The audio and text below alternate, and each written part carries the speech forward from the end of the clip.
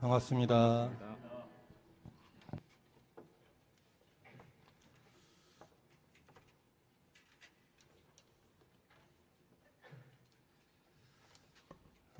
요즘 많이 춥죠? 갑자기 며칠 새 가을에서 겨울이 돼버렸네요. 이렇게 갑자기 계절이 바뀌는 걸 느끼면서 생각나는 법문이요. 이론상 법어의 생로병사의 이치가 추나 추동과 같이 되는 줄을 알며, 이 법문이 생각이 났어요. 사실은 이번뿐이 아니라 요즘에 자꾸 제 마음속에서 머물고 생각이 나고 맛이 음미가 되는 법문이 이 내용입니다. 생로병사의 이치가 추나 추동과 같이 되는 줄을 알며. 교수님들 어떠세요? 생로병사의 이치가 추나 추동과 같이 되는 줄을 아시겠어요? 다 아시죠? 그러실 것 같습니다. 대종사님께 대종사님 제자 중에 가장 최초로 견성인가를 받으신 분이 누구실까요? 삼산 김기천 종사님이시죠. 구인 제자 중에 이제 삼사님께서 가장 먼저 견성인가를 받으셨어요. 견성인가를 받았다는 것은 보통 일이 아니잖아요. 그런데 삼산 김기천 종사님이 원기 20년 서기 1935년 9월에 돌아가세요. 근데 그때 당시의 연세가 몇 세시냐면 45세세요. 45세. 너무 빨리 가셨죠. 만약에 이 견성도인이신 삼산종사님께서 30년만 더 살고 가셨으면 어땠을까. 너무 안타깝다. 그런 마음이 드시죠. 저는 그래도 못 뵙겠지만 이 교단에 끼칠 영향력을 생각해 보면 그런 큰 어른이 오래 살아 계시면서 훈도를 해 주셨으면, 교화를 하셨으면 얼마나 좋았을까, 이런 생각이 들어집니다. 저희도 이런 생각이 드는데 당시의 대종사님과 선지님들은 어떤 마음이셨겠어요? 대종사님은 한 팔을 잃은 것과 같다, 이렇게 말씀하셨어요. 한 팔을 잃은 것과 같다. 참 마음이 많이 쓰라리셨을 것 같아요. 열반하시던 때에 삼산종사님은 부산의 하단 지부, 지금으로면 교당이죠. 하단 지부에 근무하고 계셨어요. 근데 뭔가를 아셨는지 그때는 이제 총부에서 요즘에는 9월에 총회를 하는데 봄에 3월에쯤에나 총회를 하셨나 봐요. 근데 평상시보다 훨씬 일찍 오셔가지고 이제 각 지부를 이렇게 인연 있는 그 교무님들 있지 않습니까? 그 중에서도 인연 중에도 또 인연이 있잖아요. 그런 분들을 다 찾아가서 법설도 하시고 챙겨도 주시고 그러셨는데 제일 처음으로 영산 지부를 가셨어요. 그래가지고 거기서 이제 이모저모 챙겨주시고 법문도 해주시고 영산에는 이제 천정리가 원래 고향이시잖아요. 천정리에 정토님이 계셨죠. 그래서 가정 살림도 다 챙겨주시면서 저 부인께도 정토님께도 내가 항상 오는 것이 아니니까 모든 일에 소람이 없도록 하시오, 이렇게 유축이라고 하면 유축이라고 할 수 있는 법문을 하고 가셔요. 말씀을. 그리고 이제 영산 지부에 그때 이제 이원하님하고 굉장히 선지님하고 친하셨나 봐요. 영산 지부 뒷뜰에다가 꽃나무를 하나 딱 심으면서 원하씨, 우리 교단 초창기에 얼마나 고생이 많으셨죠? 내가 보고 싶걸랑 이 꽃나무를 보세요. 그랬대요. 근데 이원하 선지님은 그게 무슨 말씀인지 무슨 뜻인지를 모르셨대요. 그렇게 각 인연 있는 곳들을 다니시면서 이제 마지막 추억을 이렇게 남기시고 이제 다시 총회 마치고 돌아가셨는데 여름쯤에 막내 따님한테 인생의 처음이자 마지막으로 편지를 쓰셨어요. 근데 그 편지에는 글과 함께 뭔가 물건이 하나 들어있었는데 그게 뭘까요? 꽃이었어요. 그래서 그 내용에 뭐라고 쓰셨냐면 이제 막내 따님 이름이 양화였거든요. 양화야, 이 편지를 받아 읽으면 오른손에다가 꽃씨를 받아서 땅에 놓지 말고 말아라. 그리고 곧바로 가서 왼손으로 장독대 주변에 씨를 뿌려놔라. 그러면 내년 봄이 되면 싹이 트고 잎도 트고 꽃이 피나니라. 이렇게 이제 편지를 쓴 거예요. 그러니까 막내딸은 아버님이 평소에 잘 챙기다녔는데 편지를 주시고 또 이 꽃씨를 뿌리라고 하니까 설레는 마음으로 얼마나 좋았겠어요. 콧노래를 부르면서 장독대에 이제 꽃씨를 뿌렸겠죠.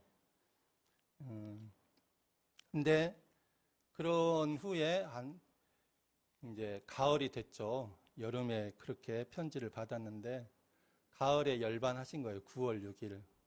예. 사람이요, 갑자기 이렇게 가면 남은 사람들은 마음이 어떨까요? 예. 사람은요, 여기 계신 분 중에 나는 영원히 안 죽을 것이다 할 수 있는 분 있으세요? 예. 저요라고 할 수 있는 분 없어요. 다 죽죠. 그러면 우리는 언제 죽을까요? 대략 한 10년 후에 죽을까요? 언제 죽을까요? 내가 언제 죽을지 알 수 있는 분. 1시간 뒤에 갈 수도 있고요. 오늘 자다가 갈 수도 있고, 내일 아침에 죽을 수도 있고, 한 50년쯤 후에 죽을 수도 있고, 아무도 모르죠. 그런데 만약 내가 지금 당장 죽을 수도 있다고 생각을 해보면 어떨까요? 내가 당장 지금 죽을 수도 있다 생각을 해보면 정말 그런 신경이 되면 인생이 좀 달리 보일 것 같아요. 굳이 자잘한 거 가지고 이러니 저러니 할 것 같지도 않고 지금 이 순간 살아있고 숨쉬고 있는 이것이 너무나 귀하게 느껴질 것 같아요. 예, 아마 진타오님이 저한테 욕을 해도 아이고 그 욕하는 소리가 다정하게 들릴 수도 있을 것 같아요. 예. 근데 그게 이제 한번 그랬다가 금방 잊어버린 게 문제지. 그런데 인생이란 게 그렇습니다. 언제 죽을지를 몰라요. 예. 그리고 그 언제 죽을지도 모르는 그 경험을 삼산종사님의 막내 따님이 9월 6일 날 하신 거죠. 아직 창창한 45세 아버님이 그렇게 갑자기 가리라고는 어떻게 상상을 했겠어요. 근데 우리 교도님들 중에도 우리 정말 사랑하는 사람을 갑자기 보내신 분들이 있잖아요. 예. 그때 심정이 어떻던가요? 저는 어머니가 연세가 83세에 가셨는데 1년 동안 요양병원에 입원하셨다고 하셨음에도 불구하고 참 안 믿겨지더라고요. 그리고 눈물이 왈칵왈칵 나요. 근데 그 어린 막내딸 양화는 얼마나 충격이 컸겠어요. 예. 그렇게 그 가을을 아버님을 보낸 슬픔으로 보내고 추운 겨울을 보내고 봄이 딱 돌아왔어요. 그래가지고 이제 장독대에 딱 가봤어요. 장독대에 무슨 일이 벌어졌을까요? 그 아버님이 심으라고 한 그 씨앗에서 씨앗을 이제 땅에 뿌렸는데 그 땅에서 뭔가가 싹 돋아났겠죠. 그리고 이제 점점 봄에서 여름으로 지나가면서 쑥쑥 자라가지고 큰 이제 꽃나무가 됐겠죠. 그것이 접시꽃이었대요. 접시꽃이 여름에 피나요? 참 오색으로 예쁜 접시꽃 무리가 다 피어났대요.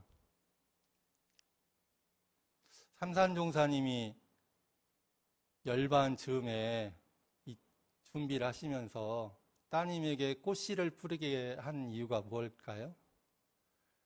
야, 그냥 내 생각나면 이거 한번 봐. 이런 의미도 있겠죠. 다정하게. 내가 생각나거든. 이걸 보고, 이 꽃을 보고 아버지를 생각하면서 마음을 위로하렴. 이런 뜻도 있겠죠. 그런데 삼산종사님이 어떤 분이에요? 우리 예상 대종사님 빼고 최초로 견성인가를 대종사님께 받으신 분이잖아요. 견성도인이에요. 진리를 깨치신 분이에요. 그분이 딸에게 뭔가를 그런 걸 줬을 때는 그냥 단지 마음 위로하라 그런 뜻만은 있지 않을 것 같아요. 그렇죠? 어떤 의미가 있을까요? 이론상 법어에서 이 원상의 이치를 각하면 생로병사의 이치가 추나 추동과 같이 되는 줄을 알며 이렇게 하셨죠. 생로병사하는 이치가 우리가 태어나고 이렇게 살다가 늙어서 꼴가닥 죽는 그 이치가 꼭 추나 추동과 같다. 그렇게 추나 추동과 같이 된다. 이 이치를 깨치라고 그러신 거 아닐까. 제 생각입니다. 예, 그랬을 것 같아요. 교도님들, 우리 생사의 이치가 추나 추동과 같이 되는 것을 확실히 믿으십니까? 정말 확실히 믿으세요? 예, 참말이세요? 예, 우리 참말로 믿어야 됩니다. 인생은요, 태어나요. 그러면 이 우주의 변화를 따라서 성장하고 늙고 어느 순간 죽죠. 근데 죽음은 그걸로 끝이 아니라 새 봄이 와요. 그죠? 새 봄이 와. 새 봄이 오면 어때요? 그 아무것도 없이 다 사라진 그 땅에, 그 가지에 새순이 돋아나요. 그런 거 맹키로 우리가 죽어서 이게 다 없어져 버리잖아요. 그러면 끝이 아니라 어디선가 또 새순이 나와요. 그래서 새로운 생을 또 살아가요. 대종경 인가품 18장에 보면 우리 익산역이 나오고 또 07이라는 분이 나오세요. 사람이 제가 지어놓은 것이 없으면 내 생에 아무리 잘 되기를 원하여도 그대로 되지 아니하는 것이 비하건대 현생에서도 아무리 좋은 집에 들어가 살고 싶으나 자기의 집이 아니면 들어가 살 수 없는 경우와 같나니라. 072를 보라. 이리 역에 내리면 몇 층 양옥이 즐비하되 그 집에는 들어갈 생각도 못하고 그 찌그러진 자기 집에만 찾아들지 아니하는가. 이것이 곧 자기가 지어놓은 대로 가는 신뢰이며 지어놓은 그대로 받는 표본이니라. 이 본문을 들으시고 어떤 생각이 드세요? 어떤 느낌이 드세요? 제가 전에 있던 교당이 어떤 교당의 교도님이 이 본문을 저한테 물어보시더니 그런데요, 교무님, 대종사님 좀 너무 심하셨어요. 그런 거예요. 그래서 저는 그 심하다는 생각을 못 했기 때문에 그래요? 왜 심하세요? 그래서 물어봤어요. 그랬더니 아니, 그분 프라이버시도 있는데 실명을 거론해가지고 그렇게 하시면 어떡해요? 그러는 거예요. 저렇게도 생각할 수가 있구나. 그런 생각을 했습니다. 예, 그런데요, 우리가 대종사님 법문을 받들 때는 내 안경으로 보면 안 돼요. 예, 그러면 내 시각에서만 보이거든요. 대종사님 법문을 공부할 때 우리가 어떻게 봐야 되냐면 내 안경, 나만의 가진 마음의 안경들이 있잖아요. 이 안경을 벗고 딱 벗어버리고 대종사님 본의가 뭘까? 이 말씀을 통해서 우리한테 가르쳐 주시려 하는 뜻이 뭘까? 이걸 봐야 돼요. 그러면 이 인가품 18장 봉칠이라는 분을 예로 든 이 내용은 무엇을 우리에게 알려주시려고 하는 걸까요? 첫째는요, 이 말씀에 내생과 현생을 이야기하셔요. 그러니까 내생이 있고 현생만 있는 게 아니라 내생이라는 게 있다. 내생이라는 게 있다는 건 뭐예요? 다음 생이 있다는 거는 전생과 이생과 다음 생, 세세생생. 우리가 그렇게 3세를 돌고 돈다. 그렇게 영생을 살아간다는 것을 알려주시는 거죠. 이론상 선문에 보면 사생의 심신작용을 따라 그 다음에 뭐라고 그랬죠? 육도로 변화를 지켜. 이생에 심신작용하는 것을 따라서 꼴까닥 죽고 나면 다음 생에 가는 길이 6가지가 있다는 거예요. 그러니까 계속 그렇게 세세생생 거리를 한다는 거예요. 부모 보은의 결과, 배은의 결과에 보면 직접적으로 이렇게 용어를 쓰세요. 죄송합니다. 세세생생 거래가네. 세세생생 거래가네. 예, 이 3세를 말씀해 주시는 거잖아요.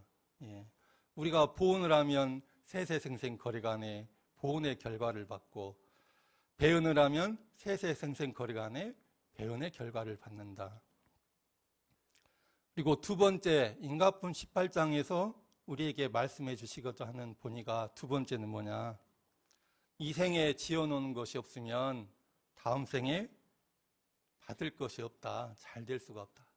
내가 아무리 잘 되고 싶고 이렇게 잘나고 싶어도 예, 솔직히 말해서 제가 장동구보다는 못났죠. 근데 그렇게 잘나고 싶어도 이 생에 지어놓은 것이 없으면 다음 생에 받을 것이 없다. 이 말씀하신 거고요. 세 번째, 이 생에 받는 것은 다 뭐다? 전생에 지은 것이다. 홍치를 봐라. 집 많아도 지가 막 들어가고 싶을 거 아니에요, 자기가. 그래도 들어갈 생각도 못하고 결국 자기 집을 들어가잖아요. 왜 그래요? 그게 자기 집이니까. 자기가 지어놓은 업이니까 그 업대로 받을 수밖에 없어요. 농부는요, 봄이 오면 뭘 합니까? 딱 때에 맞춰서 땅을 가꾸고 씨앗을 심고 모종을 심고 그래요. 저희 어머니를 저는 출가해가지고, 출가하면 이제 진짜 이렇게 머리 깎고 출가하는 걸로 생각을 하고, 교학과 때도 집을요 딱 하루만 갔다 왔어요. 하루만 있어도 내가 이거 아닌 것 같은데 하는 마음으로. 참 불효가 막급했죠. 예. 그리고 그렇게 살았으니까 평생이 얼마나 갔겠어요. 생각도 잘 안 하고. 제가 10남매 중에 막내인지라 남 생각을 별로 잘 못해요. 이쁨만 받아가지고 습관적으로 이렇게 되더라고요. 근데 그렇게 살다 보니까 어느 날 제가 야, 부모님께 너무 불효했구나 이런 생각이 들었는데, 마침 제가 이제 구미 선산에 있는 선산교당으로 단독으로 이제 가게 됐어요. 조그만 개척교당에. 그래서 야, 저기 어머니가 그때 혼자 사셨거든요. 아버지 가신 지 오래돼서. 아이고, 어머니 모셔다가 마지막으로 효를 좀 해야겠다 싶어서 모셔왔어요. 근데 어머니가 한 1년쯤 같이 산 다음에 치매가 오셨어요. 네, 경찰서에서 전화가 온 거예요. 어머니 모셔가라고. 깜짝 놀랐거든요. 그래서 모시고 왔는데 그 센터 직원이 어머니가 아무래도 치매인 것 같다고, 그래서 아니 무슨 치매예요 그랬는데, 병원에 가서 검사를 해보니까 진짜 치매신 거예요. 근데 치매 초기라서 심하진 않으셨는데, 치매 증세를 보니까 밤낮 구분을 못 하시고, 지금이 몇 월달인지 구분을 못 하셔요. 그런데 그렇게 밤낮 구분을 못 하고 몇 월인지 구분을 못 하는데 신기한 게요. 딱 봄이 되잖아요. 그러면 밭을 가꿔요. 딱 그때. 씨를 심을 때 딱 심고 뭔가 비를 줄 때 딱 주고 그 타이밍을 정확히 알아서 하시더라고요. 어머니가 평생 농사 지은 농사 박사분이잖아요.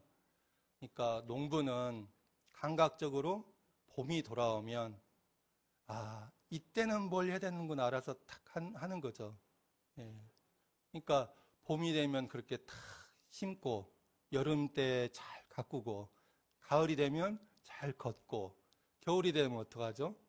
기다릴 때 기다릴 줄 알게 되는 거죠. 예. 그게 농부가 봄, 여름, 가을, 겨울을 대하는 태도입니다. 농부가 봄, 여름, 가을, 겨울을 대하는 태도가 있다면 우리 이론상의 진리를 믿고 수행하는 원불교인은 생로병사, 추나추동과 같이 되는 생로병사를 어떻게 대해야 될까요? 내가 받을 자리에는 잘 받을 줄 알고, 지을 자리에는 잘 지을 줄 알고, 그게 이론상의 진리를 믿고 수행하는 사람의 생로병사를 접하는 태도인 것 같아요. 인도품 28장을 보면 안빈낙도라는 말씀을 하셔요. 안빈낙도에 대해서 설명을 해주세요. 안빈이라는 거는 편안한 자, 가난할 빈자잖아요.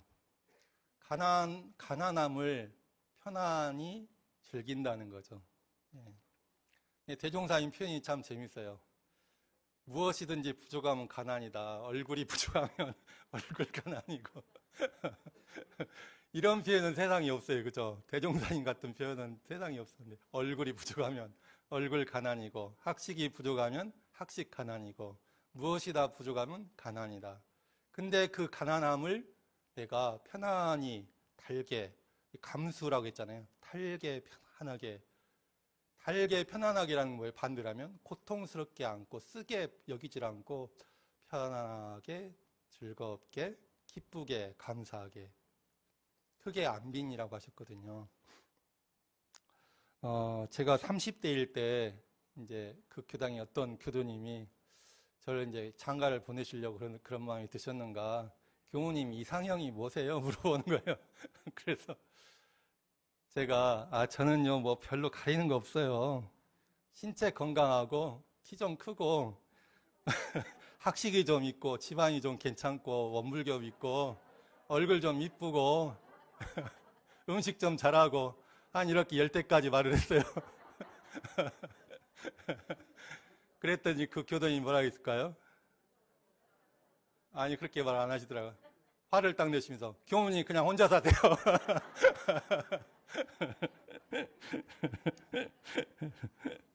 예. 그런 게 어디 있겠어요, 세상에. 그죠? 그런 게 어디 있겠어요. 그런데요, 제가 말한 거 20가지를 다 만족하는 여자가 있어도 제가 그 여자하고 그냥 결혼했잖아요? 그러면 저도 모르게 이게 좀 부족하네? 아마 이랬을 거예요. 그게 사람의 마음인 것 같아요. 어떤 교우님이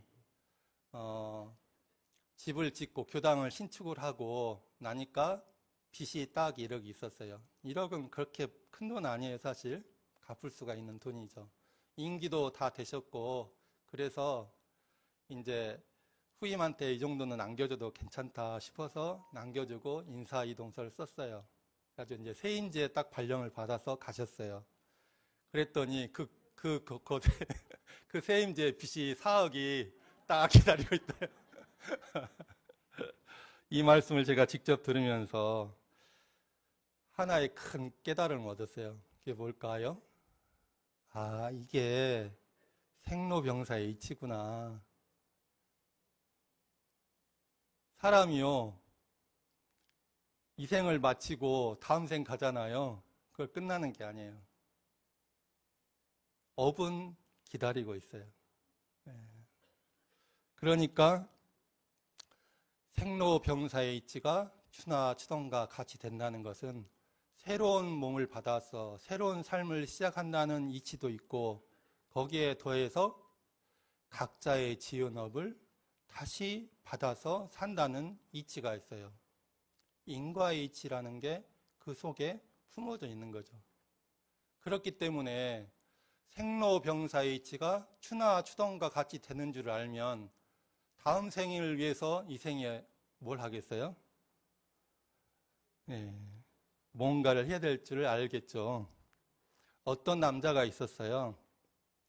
이 남자는 그 나라에 있는 가장 이쁜 아가씨가 있었는데 그 이쁜 아가씨를 너무나 사랑했어요.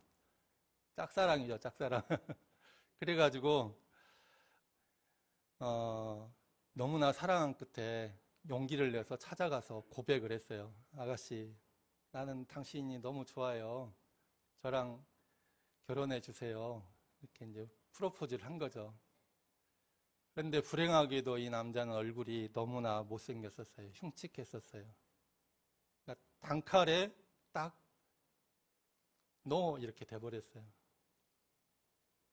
그리고 이제 몇 달이 지난 다음에 이 아가씨 앞에 정말 저는 아무것도 아니고 장동 것도 아무것도 아니고 그렇게 훌륭한 외모를 가진 남자가 나타나서 이제 당신 나 좋다, 내가 당신이 좋으니까 우리 한번 사랑을 하자.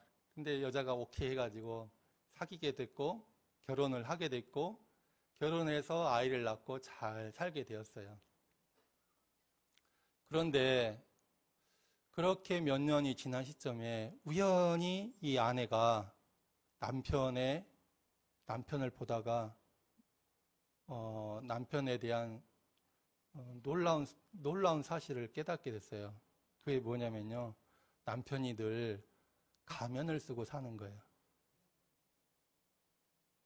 이게 믿거나 말거나 그런 가면이 있나 봐요.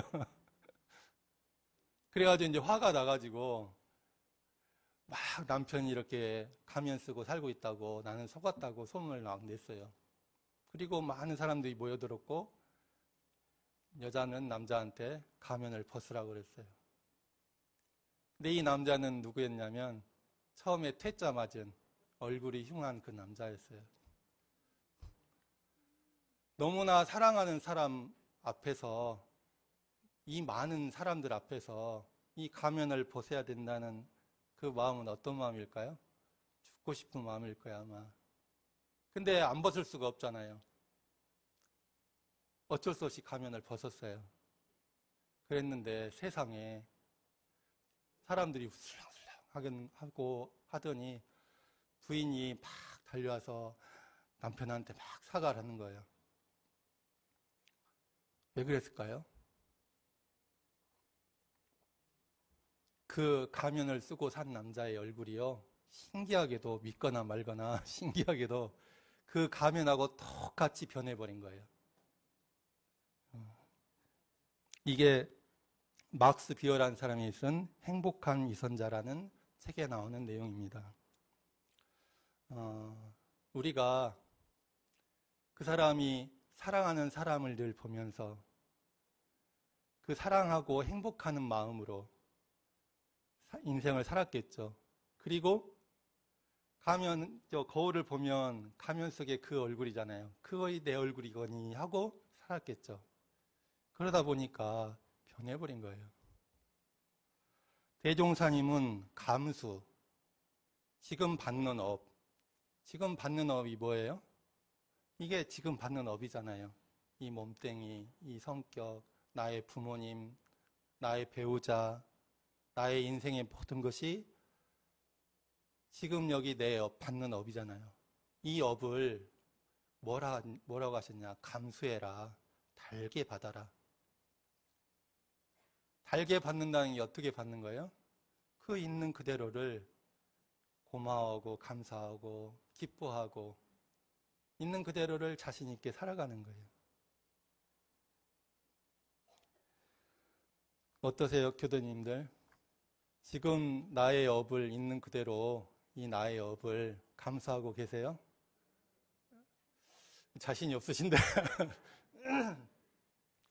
남편분을 보고 특히 젊은 우리 교도님들, 여자 교도님들 남편을 있는 그대로 사랑하세요?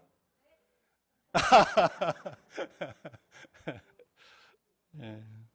어른들이 그러는데요. 한 60 넘어야 제대로 싸운대요. 근데 중요한 거는 감수하자. 감수. 100층짜리 집을 지으려면요. 몇 층부터 쌓아야 될까요? 9층 쌓고 100층 쌓으면 집이 될까요? 1층부터 쌓아야 되죠. 1층이 없는 2층이 없고 1층이 없는 10층도 없고 1층이 없는 100층도 없어요. 우리가 영생의 회복을 장만하려면 1층이 필요한데 그 1층이 뭐냐? 지금 여기 있는 그대로를 감수, 달게 받는 거예요. 지금을 기뻐하는 거예요. 그 톰 서여의 모험이라는 책이 있어요. 그러니까 이제 저 어렸을 때는 그게 굉장히 필독서였어요. 미국 사람이 쓴 책이었는데 그 톰 서여라는 애가 어느 날 뭔 잘못을 해가지고 엄마인지 이모인지 제가 기억이 안 나요. 근데 벌을 받았어요. 근데 그 벌이 뭐였냐면 울타리에 페인트 칠을 하는 이제 벌을 받았어요. 그래가지고 이제 페인트 칠을 하려고 하는데 친구들이 저기서 오는 거예요. 이게 톰 서여가 장깨가 나서 머리가 팍 돌아가지고 아주 콧노래를 부르면서 신나게 이렇게 하고 있었어요. 그러니까 이제 친구들이 와가지고 야, 너 그 뭐 하는 거야? 그러니까 톰 서여가 뭐라 그러냐면 야, 이거 어른들만 하는 건데 특별히 나한테만 하라고 했어. 너희들은 하면 안 돼. 나만 특별히 하는 거야 하면서 막 이렇게 한 거예요. 그러니까 이제 친구들 마음이 어때요? 아, 이거 어른들만 하는 거라는데 저렇게 신나게 하네. 그러니까 야, 우리도 했으면 좋겠다. 이런 마음이 들겠죠. 그래가지고 막 졸라가지고 사탕도 갖다 주고 뭣도 갖다 주고 하면서 겨우겨우 졸라가지고 그냥 하고 톰 서여는 자기가 벌 받은 거였는데 일은 하나도 안 하고 사탕 자기가 나눠준 거 먹고 그 내용이 있어요. 우리가 전생에 지은 바로 이 생을 받잖아요. 이 생에 지금 내 이 과보를 받았는데 이 과보가 좋든 나쁘든 이 과보를 받고 있잖아요. 이 받은 이 과보를 나의 남편, 나의 자식, 나의 인생 모두를 어떻게 받고 있는가. 톰 서여처럼 나만의 특별한 일이야 라고 하면서 즐겁게 하면 어떻게 해요? 신기하게도 좋은 일들이 마구 쏟아지는 거예요. 오체 불만족의 그 히로타다의 엄마 이야기를 해드렸죠. 오체가 불만족인 사지가 제대로 아닌 아들을 탁 내가 받았을 때 그 히로타다의 엄마는 그냥 환하게 기쁘게 환하게 너무 행복하게 아들을 바라보면서 아이고 이뻐라 이렇게 했어요. 그 아들을 받은 것이 업을 받은 거잖아요. 그런데 그걸 받아들였을 때 내가 아이고 인생이 망했어 이렇게 받아들이지 않고 아이고 너무나 이쁘다. 너무나 행복하다.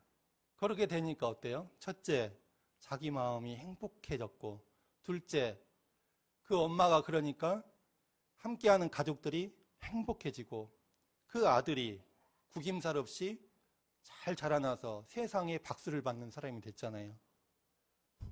내가 지금 어떤 업을 받든지 감수, 달게 받는 히로타다의 엄마처럼 톰 서여처럼 달게 받으면 신기하게도 첫째 내 마음이 행복해지고 우리 가족이 행복해지고 내 인생에 행복할 일들이 자꾸만 생겨나는 거죠.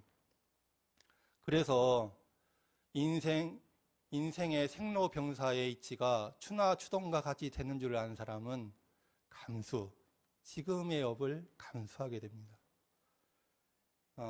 그러면 감수만 하냐, 지금만 즐기냐, 그게 아니에요.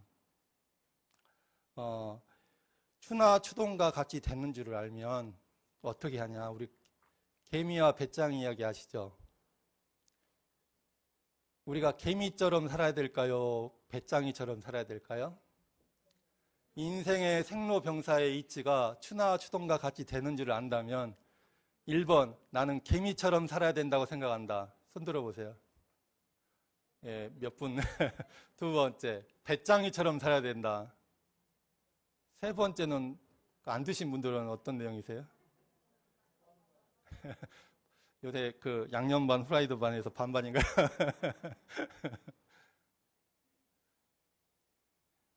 어떻게 살아야 되냐면요. 개미처럼 살아야 되고 또 배짱이처럼 살아야 돼요. 배짱이처럼 사는 건 뭐냐면 아까 지금까지 내내 말씀드린 감수. 지금을 배짱이처럼 즐기는 마음으로, 지금을 즐기는 마음으로, 마음은 그렇게 살아야 돼요. 그리고 또 어떻게 살아야 되냐? 개미처럼 살아야 돼요. 내 생에 내가 복을 받으려면 내 생에 복을 지어야 돼요. 우리 어르신들이요, 천도제나 천도제가 생기면 그렇게 열심히 참석을 하세요. 왜 그래요? 내가 지은 대로 받는 걸 아니까. 무슨 복지를 일 있으면 부지런히 지어요. 왜 그래요? 그래야 받는 걸 아니까. 내가 지금 함께 사는 사람한테 싫어도 눈 찔끔 감고 불공을 열심히 해요. 그래서 어떻게든 상생을 만들려고 해요. 왜 그래요? 돌아오는 것을 아니까. 돌아오는 이치를 아니까. 그러니까 생로병사의 이치가 추나 추동과 같이 되는 줄 아는 사람은 마음은 배짱이처럼 지금을 즐기면서 실행은 개미처럼 미래의 회복을 장만하기에 부지런하고 단단하게 움직이는 것이죠. 오늘 생로병사의 이치가 추나 추동과 같이 되는 줄을 알며라는 본문으로 말씀드렸습니다. 늘 이 이치를, 이게 우주가 이렇게 변하고 인생이 이렇게 변한다는 이 이치를 새기면서 첫째, 분수에 편안하게 지금을 즐기시고, 둘째, 영생 회복을 장만하시고, 세 번째, 영원한 회복의 주인, 참 주인공인 이 마음을 공부하는데 공을 들이시기를 염원 드리면서 이상으로 말씀 마치겠습니다. 감사합니다.